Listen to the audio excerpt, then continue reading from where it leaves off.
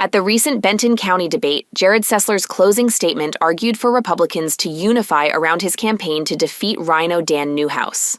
My wife asked me earlier today how I was doing, and I was sitting and I said, I'm feeling inadequate.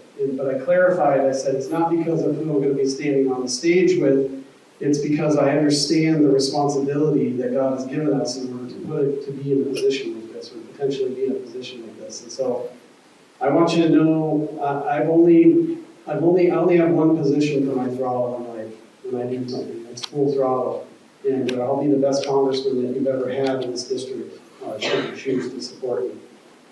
A couple of items. Number one, I would be interested in knowing why our congressman missed almost 20% of his votes in the fourth quarter last year.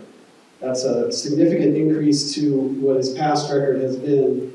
And also, just in case those of you don't know, there was another January 6th prisoner who was arrested here in Washington State just this last week. That makes 23 in our state. I've talked to many of them. I don't know if our congressman's talked to any of them. I know we mentioned earlier that he's helping working with Jim Jordan, but I just have never heard anything from him on that whole issue. It's very important to me because I was there, and the FBI couldn't come and arrest me any day. I was there. I didn't go inside the building, but I was on the property, and I was watching what was going on. I was there for a couple of days, and so that's a big issue to me.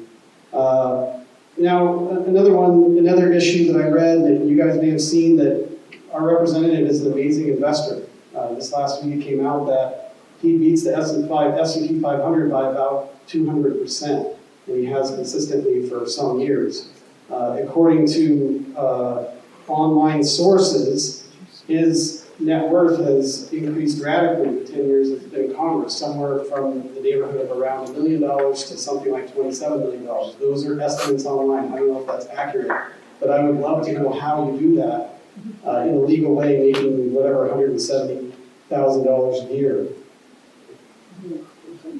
Let me just wrap up with this. Number one, the PCOs, you're representatives of your people, and the people of Washington's 4th District have already made a decision. In the last election, 66% of them voted for somebody other than our current representative, but because we had such a crowded field, our congressman was able to get another term. Do we really want to do that again? Do we want to set us up to have that situation again, especially knowing that most likely President Trump will be back in the White House?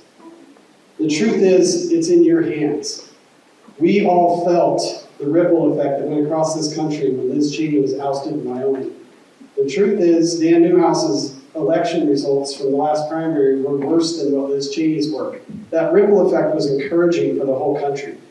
You, as a county, have an opportunity to send that same ripple effect across the country by endorsing you in Congress.